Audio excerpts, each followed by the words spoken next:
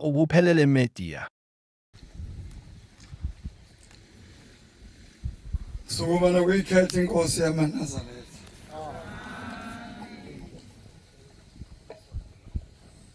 Sukubona kuyikhetha inkosi yamaNazaretha. Angimzwe.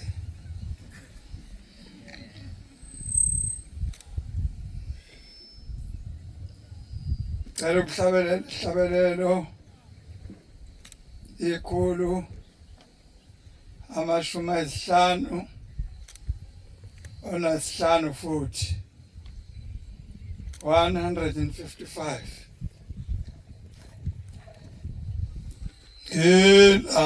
Ilandela gemuva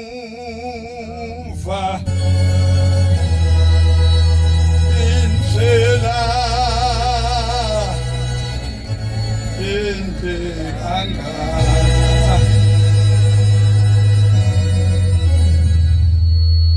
angilandela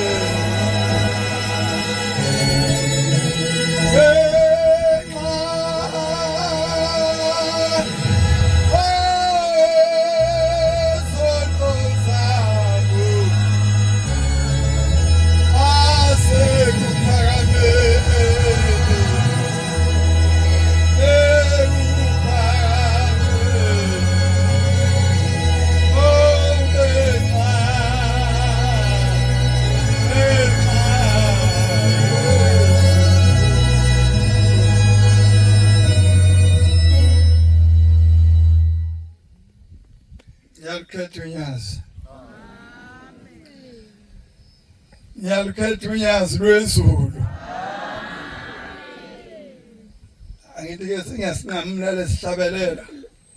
Awuthi uba umfundisi oqala abavangeli. Senginqamulele ukuthi ke sekukhona sengenile ngapha. Nami umpopho sengokukhipha ngokubhekisele. Ukuze adlule la kudlule khona abanye abavangeli bonkosi. Sibuthene ke bantwana bakaNkuluNkulu abahle. Abakhetha ushembe bagezwa ushembe. Wathi amaNazaretha akhe. Sibuthene ngezwi lakhe. Wathi phakathi kwethu buyakhetha omunye ukuthi asiphathe amenzele umsebenzi wakhe ushembe. Mhlamba abe umkhokheli, mhlamba abe umshumayeli, mhlamba abe umvangeli, mhlamba abe umfundisi. Wathi ke namhlanje sibuthene ngalowo mshumayeli. Wathi kushembe uma esesiphile yena siyobe sesiyamemukela naye bese eyasemukela ibongwe inkosi. Uthi ba umfundisi uma ungakwenzile lokho uhlala unesazelwanyana esincane. Ukuthi kazi mina okwami ngifana nomuntu ongaqholisile ukuthi ngihleli impela kahle la emzini wami ngizele ingane kodwa mina ngikhoyisiwe njalo la ekhaya.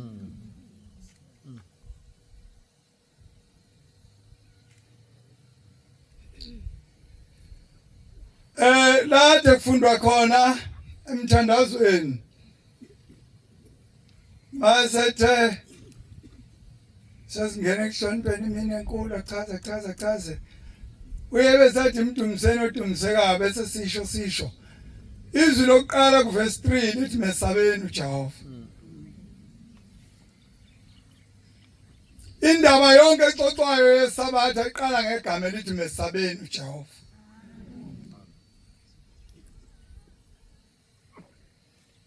Kodwa ke kuthiwa kukho kwenzeka ngephutha phambi kaNkuluNkulu. uNkulunkulu uthe mdala umuntu ebazi konke ngaye. Hayi baba umyeni ugaxele mfana. Awungabonanga ukuthi ugaxele emhleni yakho ukuphila, ugaxele mfana kithi. Ngoba izinto imbili kuloko kuhamba kokukholwa. Khona intando yabantu, khona intando kaShembe. Njengoba uxotshela intando kaShembe, uxotshela umsebenzi kaShembe, awuxotsheli intando yethu.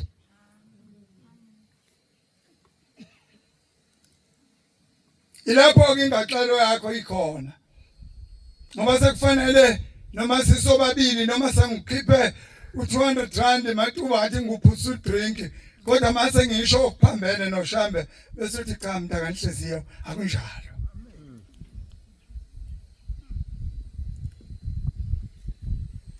Matthew 10 verse 22. Petro qala 3 verse 17. Abaningi bangishile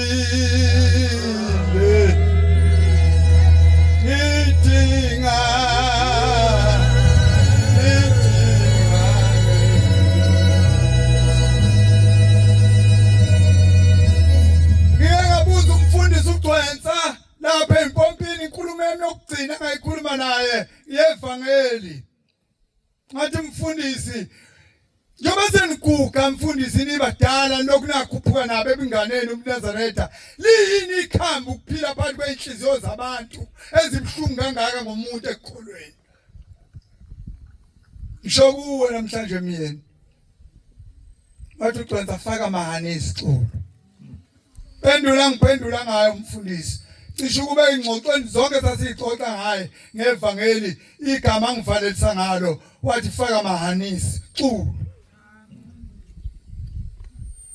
Funda baba. Matthew 10 verse 22. Yebo. Niyakuzondwa abantu bonke. Lawo mazwi baba umyeni mshumayeli kaShembe mshumayeli waseqinisweni. Ashiwo inkosi uJesu igcoba omyeni bayo ehamba nabo ibathuma lobu buNazaretha basebuhleni. Uthi ke kubo laba abagcotshiwe niyozondwa abantu bonke ngegama lami. Hey, cacisa baba umyeni enhlizweni sosho sothi imyeni namhlanje ubuwena oshadayo. Icacisa ukuthi nozondwa abantu bonke. Kodwa bokuzonda ngegama likaShembe. Kodwa oqina kuze kube sekupheleni uyakusindiswa. Ngiyabonga baba. Naso isithembiso baba umyeni esihle mfowethu ukuthi kuyoqina kuze bese kupheleni uyasindiswa. Uthi uShembe imbali unaso yini isibindi. Niyozondwa abantu bonke. Funda Petro qala 3 verse 17. Abaningi bangishile ngidinga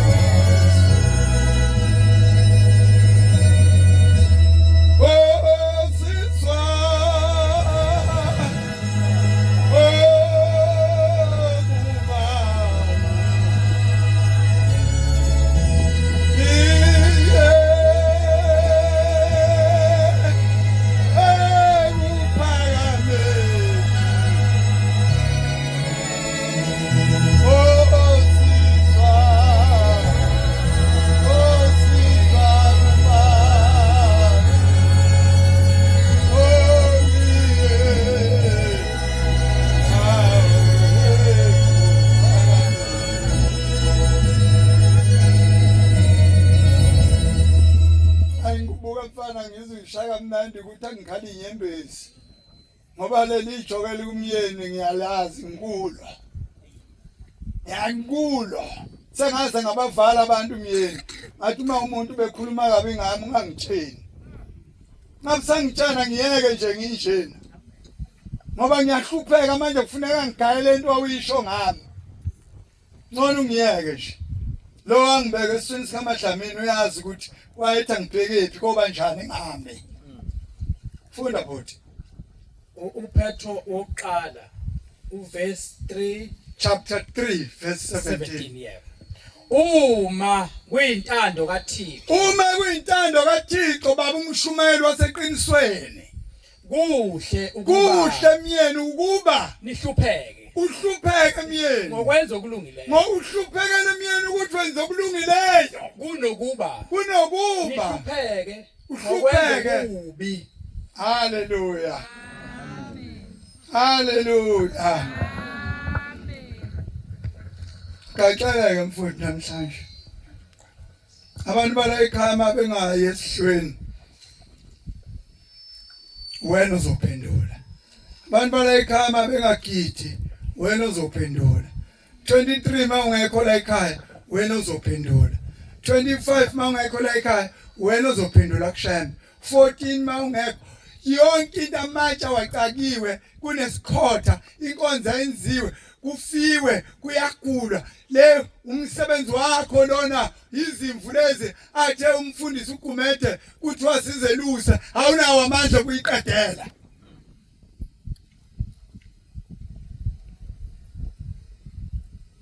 Bandla laseqinisweni sibaningi ngifuna ukukhuluma kakhulu ngoba into mawuphila kuyo vele iqhamuke njengeinkanyezi uthi nanto linye usizo. Haya kulula phela bafowethu hayi lutho. Kodwa kulula manyqondo yakhe ngathi ayisile kahle ekhanda. Mawugejelela igama lokwesaba ukulula umkhulu John unomshumayeli wena.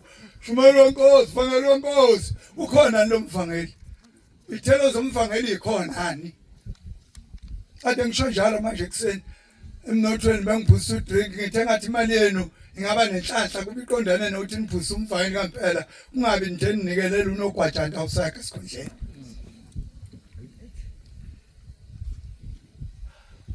Bandla lenkosi yamaNazaretha umkhokheli Hlansuthi Jamengweni makhosazana lapha eqinisweni. Nangumshumeli ingane yakwamyeni nangumuntu wayizokhonza. Kuthiwa kaniphathe namhlanje. Abe ubaba wenu wala esontweni alale indlela yakushayambe. Funa nimphathe kahle umshumayeli. Aninayo omunye umshumayeli ngaphandle kamyeni. Umshumayeli into engafi. Namanje ngamdlisa upoison afe. Kodwa kosa kusasa sekhona umshumayeli omunye. Ake nimdlise nabantu bamaNazaretha nesaba uJehova. Omunye uJulayi inkonzo iphathwa umfundisi wasemangangeni umdluli. Wakhuluma ngensizwa ngapha koAdams. Isonto ethempeli lithile liphethwe umshumayeli umkhize. Yathi lensizwa kuyabhora kuleli thempeli. Yasidlula siya kwelisha kwelinye elithandayo ngaze lihle noma linjana ngazi. Angani malikhona lingasho ukuthi bongani Jehova. Chaye kumnandi isonto leyo nsizwa lapho ngelila ngibuye emsebenzini yahlangana nezigebengu zayiphuca impahla zayo zahawusha nomese ngabe isibhamu zayiphuca nomphefumulo. Kodwa iqala lo mshumayeli waseyintweni akekho usemakhaya kodukile. Awuzongcotho obani kwasuka kweziwa la kulomshumayeli obhorayo webheshu ongekho ezintweni ongayivumi into makwe yakho ohlola kuqala athi mhlambe ngisazobuza nakumvangeli ukuthi lento mayinjeni ithiwani ngoba mubi nomuntu wazi konke kuyabuzwa nomvangeli makumqaka udlulisela kumfundisi nomfundisi makumqaka udlulisela kumnikazi wakhe ukukhuluma ngokusaba igama elilodwa ukuthi mangisho into ngingayazi bese befika bejika bonke kulelo khona kojika amakhulu amangaka ayobizwa kimi ukuthi ungawona into ngaphendula into kaShembe ngoba le thempela kulona lakho likaShembe lithempela.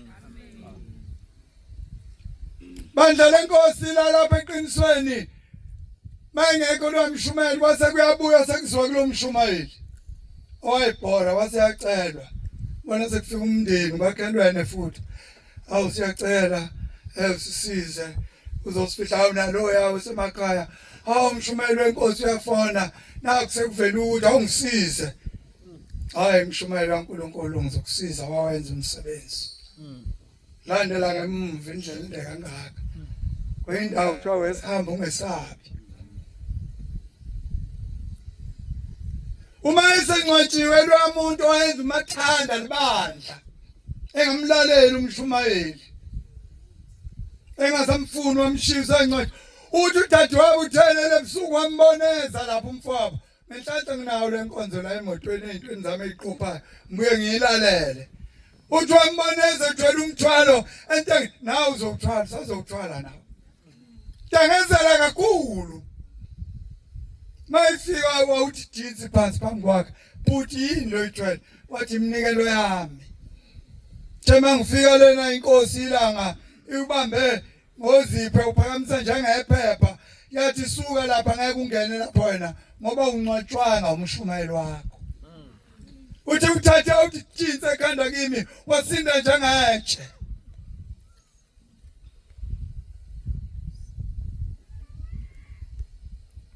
Uthi bathathana nomshumayeli bayenkosini uThingo. Yafika athi inkosi uThingo suka lapha ngeke ngikhulume leyo nto baba wabahawukela abantu bathi amathempela waseduze angikhuluma indaba umuntu ongezwa. Basuka yakhala inkosazana intombi le udadewabo wakhala kakhulu dindi isililo ubaba umdabukela bathi bahambe beyofuna imbozi. Mshumayeli wenu lona mayigqoka umqhelo osumdala njengowami nimthengele omusha ningasho ukuthi umqhele wakhe ukubibe umNazaretha wakhe futhi umshumayeli uyaphiwa izinto hayi lezi abezomphazana ngobemukelo uyaphiwa nje umshumayeli ube nento yakho nje wayipha umshumayeli noma ngabe yini kodwa ube nesipho wasenzela umshumayeli wakho. Ishuthi ke nimphathe kahle umshumayeli, nimhloniphe umshumayeli, nimbonise umshumayeli, nihlale naye phansi, nimbonise ngoba akagcotshiwe ngoba evela esikoleni sokuhamba kubunazaletha, ugcotshwe nje naye ikholwa. Kukhona mhlambe naye uzomphundula.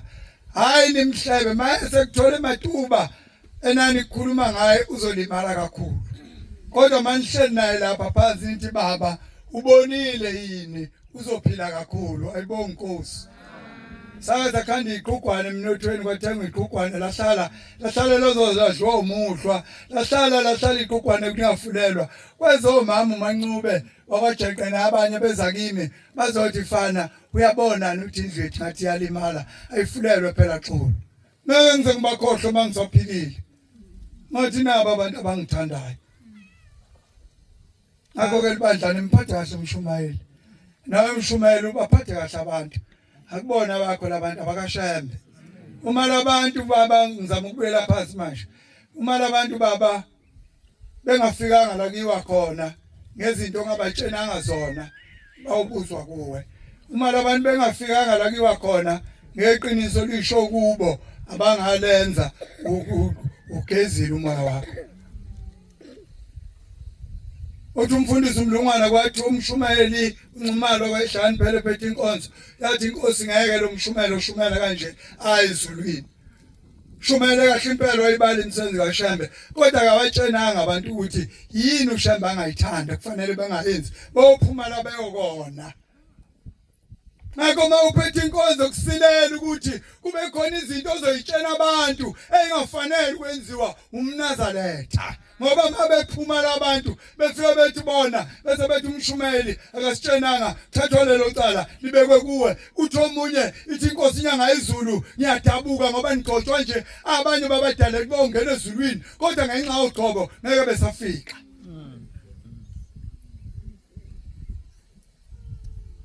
ngibonga Ubuphelele Media.